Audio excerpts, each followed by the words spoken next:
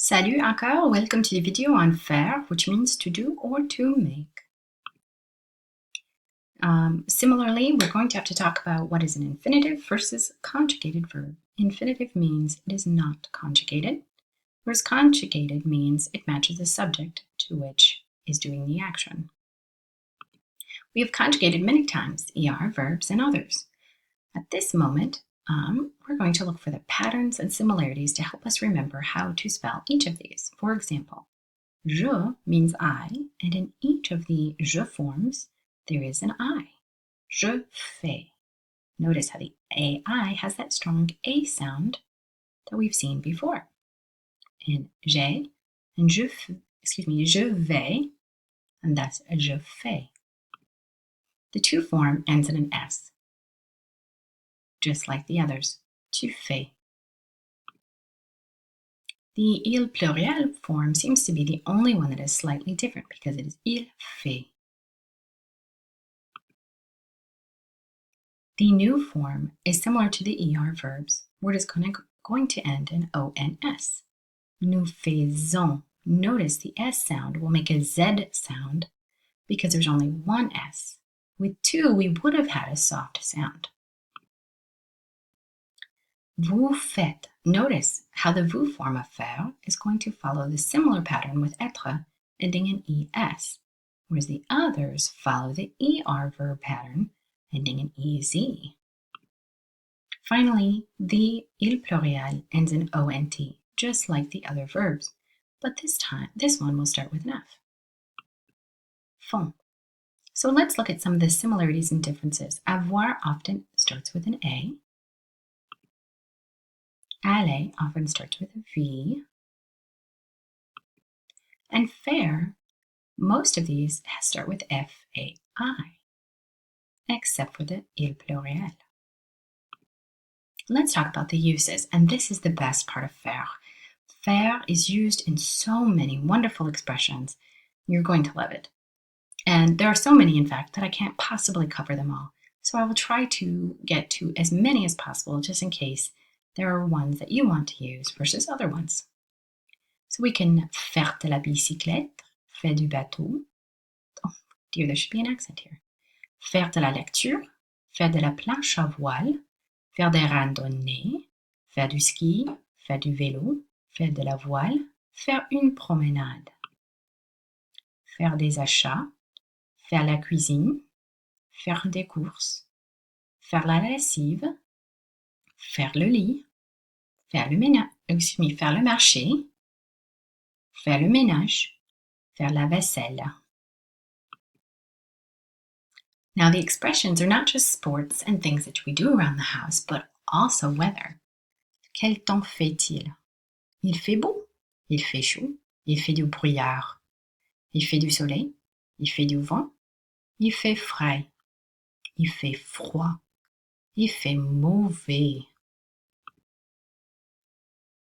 So there are several that we've already seen, but I found a few more. So faire un voyage, faire des achats, faire attention, which I tell my children all the time, faire la fête, faire la grasse matinée, which I'm sure many of you get to do. You do not get to do this after children, so don't have kids until you don't like to sleep anymore. Faire le sort or faire l'innocente,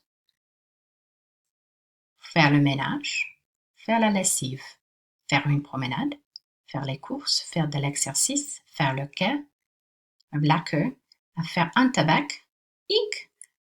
en faire tout un fromage. But some of the most used expressions weren't even on those lists, so I had to find more. Faire un éclat, basically to do something scandalous. Faire un tour, just take a quick walk. Faire fissa, to make haste. Faire semblant, to act like or to seem. Faire le baron, to swindle, to scam. Faire le taxi, basically become Uber. Faire l'œuf, do something stupid. Faire la bombe, basically to party.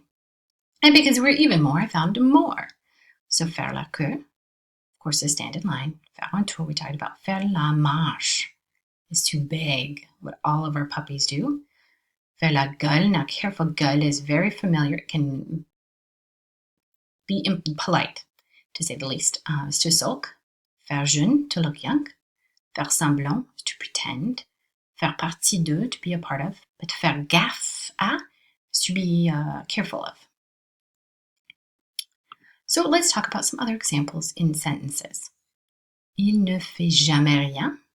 Elle fait toujours toutes les tâches. Je veux faire du jogging, mais je ne peux pas. Je ne veux pas faire les lits. Now notice, I still have to follow the same rules of conjugation, conjugating for my subject and then the rest of my sentence. Subject, then verb, then object. And even if I have another helping verb here, like I want to do some jogging, what I need to do is have the want conjugated, and then faire gets to be an infinitive. Similarly, if I do not want, the negation goes around the want, and the faire is the infinitive that is not conjugated. Now notice when I'm using faire, I might need another preposition with all of these expressions. So let's take a look at some of these. When we're talking about courses, it's a noun. It's groceries. It's plural. Normally, faire des courses, because courses is plural. De plus les, it becomes des. Le jogging, jogging is masculine. De and le equal du. Je veux faire du jogging. And because it's faire du jogging, when I replace it later, and we'll see this later, I need to replace it with un. Fais gaffe aux marches. Be attentive to the stairs, or watch out for the stairs. Stairs is plural. Again, we have des. Il fait du vent. Le vent, masculine, so de plus le equals du. Il fait partie des scandales. Scandale being plural, similar to the cours, so we need des. Negation. Negation follows the same rules as all other verbs here. So the ne and pas are sandwiched around the conjugated verb. So nous ne faisons pas du sport le lundi. So on Monday, le lundi, we do not do sports. Here we also have il fait rien. He doesn't do anything.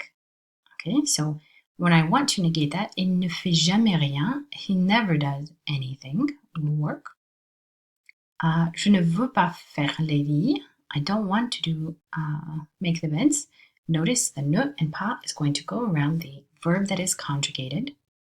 And when you have the composed past, elle n'a pas fait ses devoirs, we put it around the conjugated verb, and that past participle is left next afterwards. So I hope that was helpful. Again, faire means to do and to make. There are tons of fun expressions to use with it. Memorize the ones you think that you're going to use. And à la prochaine!